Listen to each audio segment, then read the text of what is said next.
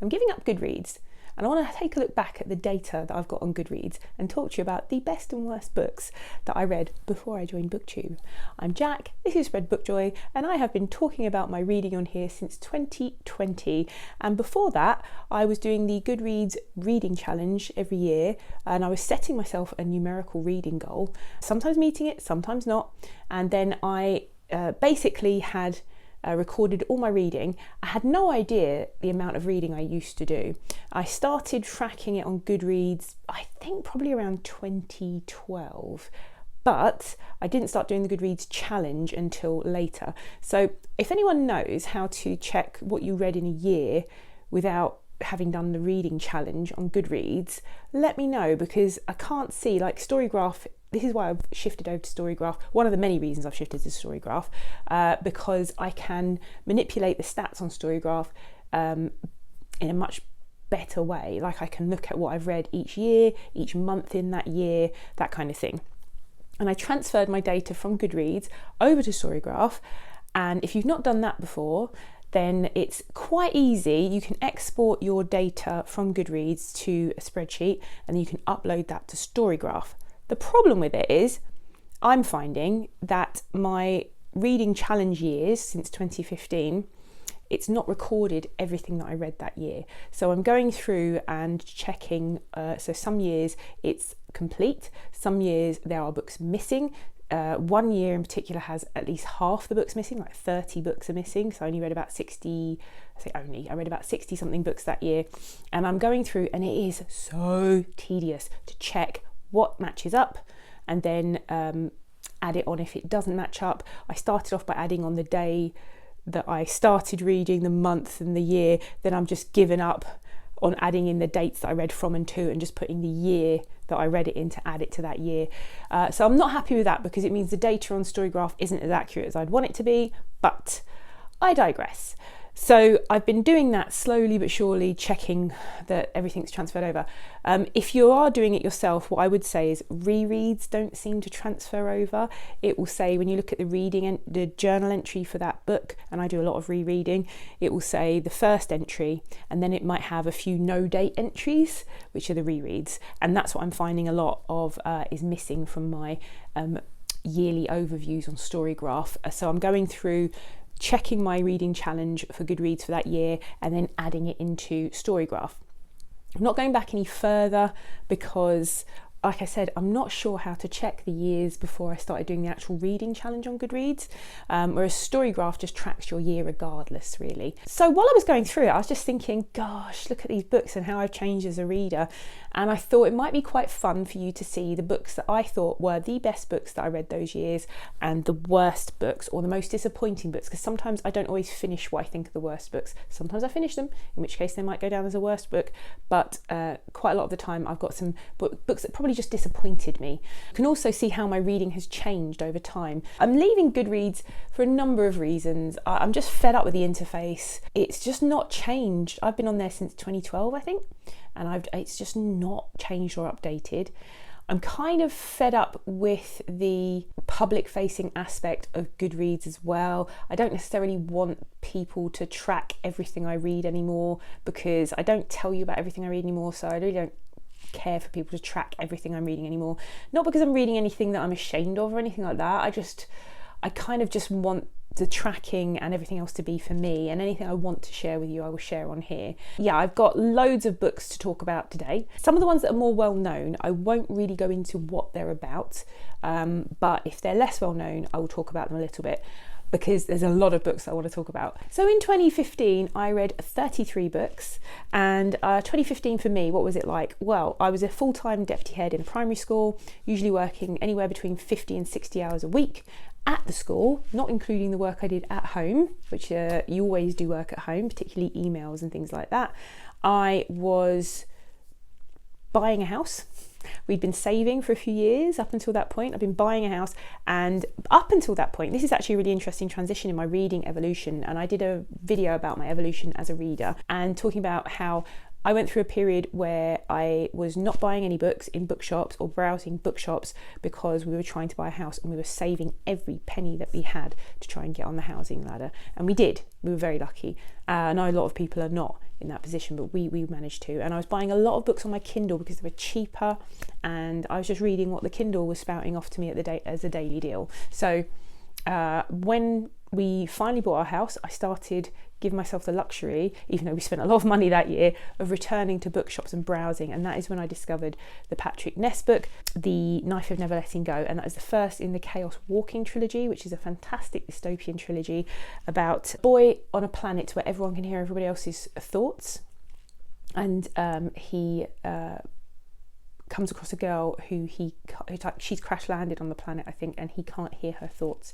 I can't remember the exact detail of the story, but I just know it's very well written.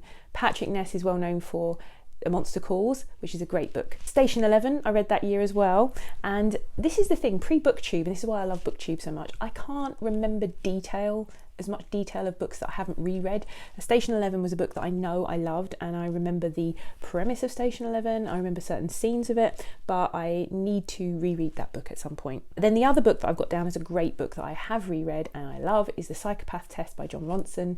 I think it was the first Jon Ronson book I read, and I have since read and devoured everything he ever puts out. He is an auto-buy author for me. I love his investigative journalism. I follow him on Substack, and yeah, I just love Jon Ronson. The Psychopath Test is very well known, non-fiction, and it's a journey into the mental health industry, really, and yeah, just a great read. So they were my best books. So I've only got 3 to mention in that year, and then the worst book easily was Go Set a Watchman.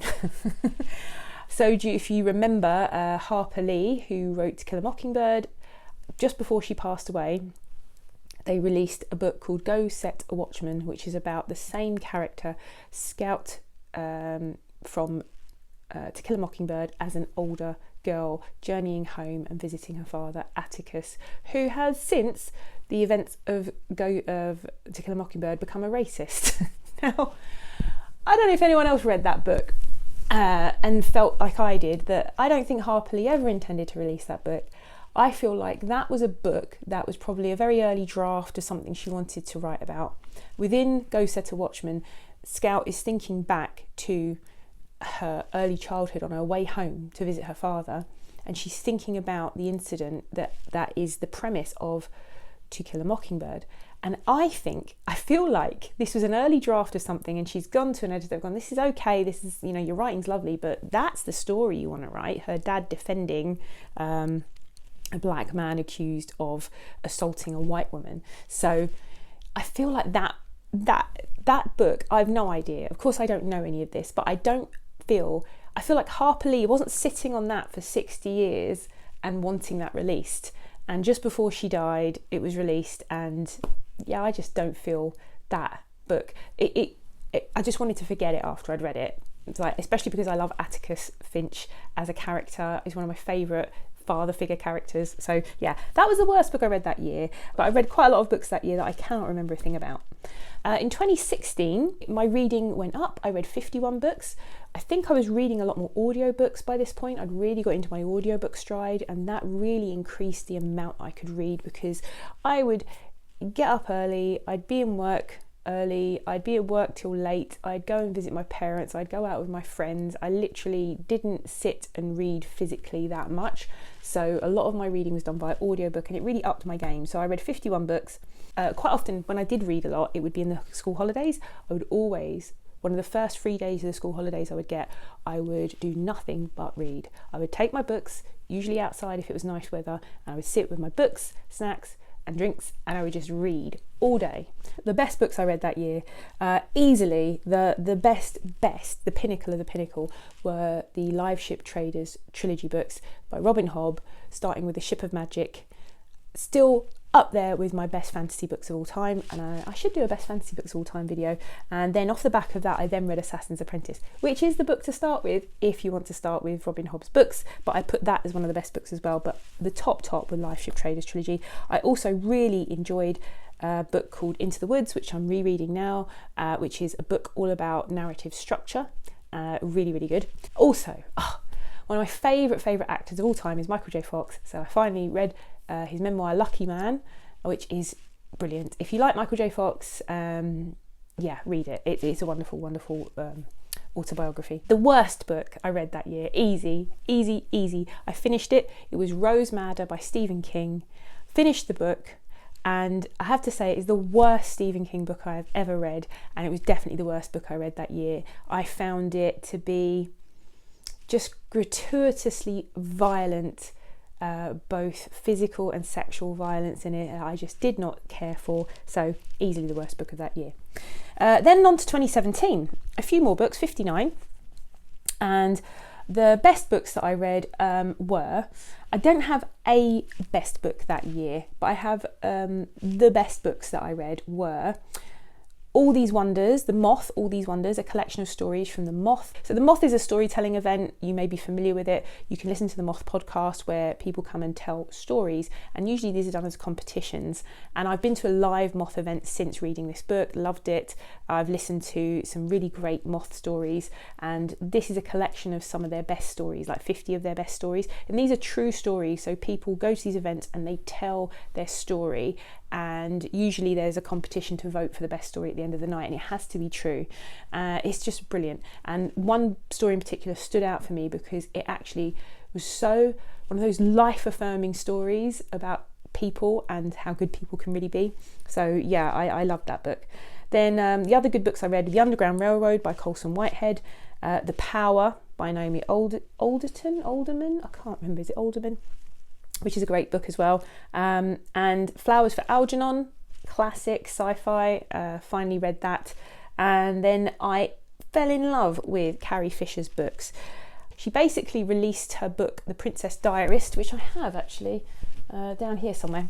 But she released a book, The Princess Diarist, because it was unreleased diaries from her time when she was in the first Star Wars film, and she had an affair with Harrison Ford, which the world had wondered about but never knew, but they did have an affair. She released that book, and then she'd added her sort of her thoughts now onto the old diaries.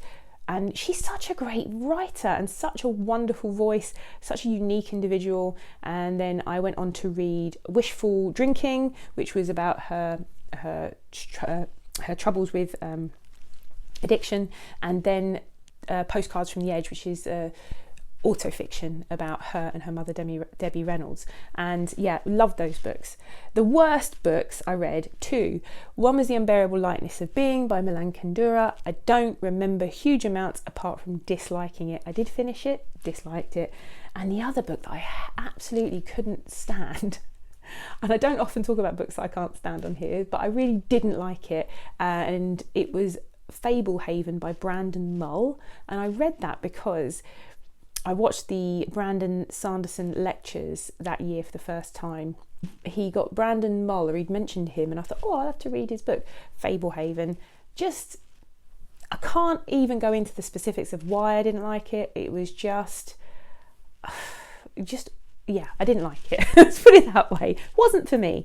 2018, I read 64 books. So you can see it's going up a little bit. The best books I read that year, one of my favourite children's books of all time, The Murderer's Ape by Jacob Wegelius. That book, if you like mysteries, if you like animal protagonists, if you just like really good page-turning adventure, read The Murderer's Ape. Just such a heartwarming, wonderful, gripping, amazing book. Not just a great middle grade book, a great book. Then I read Natives by Akala, and this was about race and class in the ruins of empire, I think is the subtitle. And Akala is a musician and an activist, and he wrote about the impact of empire on him, particularly he talks about the history of empire, but it brings it back to the effects on him growing up as a mixed-race child in London in the 80s. And yeah, it's a great book. It's a really good read. And then I read, I loved Bookworm by Lucy Mangan, which is a memoir of childhood reading, which is a great book. And then How to Stop Time by Matt Haig. But the best, hands down, best books I read that year were N.K. Jemisin's Broken Earth trilogy. The 5th season, Obelisk Gate, Stone Sky, I think the books, but the 5th season is the first book. And I picked that up and absolutely swept away by her writing, by the structure of this novel, the world building. People call it science fiction. It is it's fantasy. It is pure fantasy for me.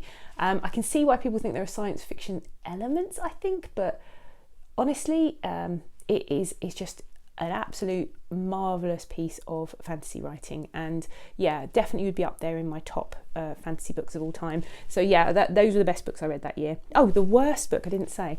The worst book wasn't really the worst, it was the most disappointing book, and it was The Three-Body Problem.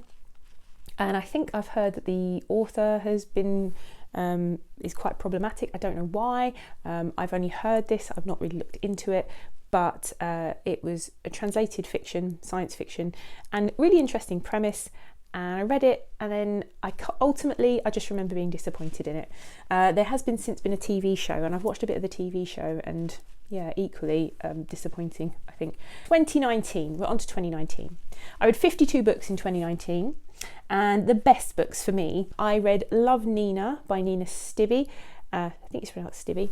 And this is a memoir of a woman called Nina who came down to London to be a nanny in the 1980s, I think. I think she came down to be a student and she stayed as a nanny. She came from the Midlands. I think she was from Birmingham. And I read this because they made a really brilliant TV show of it, starring Helena Bonham Carter and, oh gosh, I can't remember who else was in it. But she came to live with a really eccentric, be a nanny for a really eccentric English family who lived on the same street. Their neighbour was Alan Bennett. So if you've ever heard of the playwright Alan Bennett, and The Woman in the Van was a film that starred Maggie Smith, well, he was living in the street there next to them. He was round to them all the time. I don't know if he was their next door neighbour, I can't remember.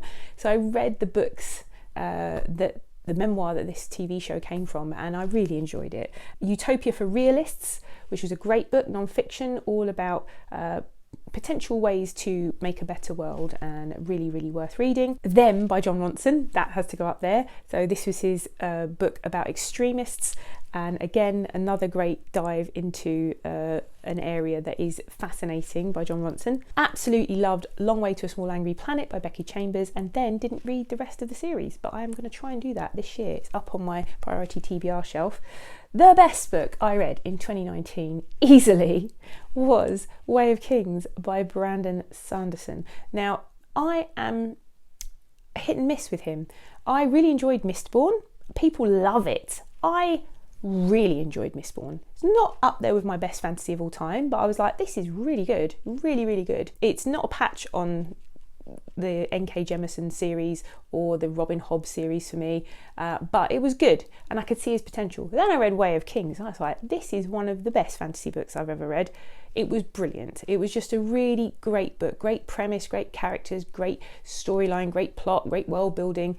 Loved it, absolutely loved it. Went on to read the next book, Words of Radiance, and then started BookTube and didn't finish the series. BookTube has a lot to answer for in terms of me finishing series. But yeah, that was the best book I read that year. Worst books, two. One was Armada by Ernest Cline, he of Ready Player One fame. Terrible, absolutely terrible. Armada's terrible, plus Ready Player 2, I started reading that, horrifically bad. So I'm never going to read another Ernest Cline book. Then Lancelot by Giles Christian. I'm a huge Arthurian Legends fan. This book came out and it had me written all over it. And it opened so promisingly. Brilliant opening to this book. I just remember being really swept into the story. I read about a third of it and I was like telling my brother and my friend who likes similar books, oh my God, this book looks like it's going to be amazing. Getting halfway through, it's supposed to be Lancelot's life story, right? Getting about halfway through this book and it's still in his childhood and it's supposed to, I'm like, is it the start of a trilogy? Because we're not even out of his childhood. We're over halfway through the book. He's got quite a lot of life to live. He's not even, grown up, met Guinevere and Arthur, any of that yet. And then it just seemed to like all come at the end, big rush. Like the last 30% was the rest of his life and the story that you want to get to, right? When you're talking about the story of King Arthur and Lancelot and Guinevere. So yeah, very, very disappointing. And I did read all of that because I was like, surely this is going to lead into something. Nope. And that was it. I haven't looked since, I don't think it did carry on. Maybe see, my memory's really vague of it. I just remember it being like a real rush at the end. Those are the books that I read leading up to starting BookTube in 2020. If I went into the best books of 2020 with you right now, it would take all day, because I was just looking back over what I read in 2020, and that was a very good reading year for me. I read some of the most amazing books that year. If you would like to see it, I'm going to link all my best of books videos that I've done since starting BookTube in the description box below, so maybe go and check those out. I didn't do a great best books of 2023 list. If you'd like me to do that retrospectively, maybe I should. But if you've read any of these books, let me know. If you think any of them were your best books, or if you disagree with me, if you were disappointed by some of the books I was disappointed by, I'd love to hear from you, because who doesn't like a little bit of a rant about a book every now and again? And if you've never been here before and you'd like to subscribe and think about sticking around, hopefully I'll see you again here soon. Bye.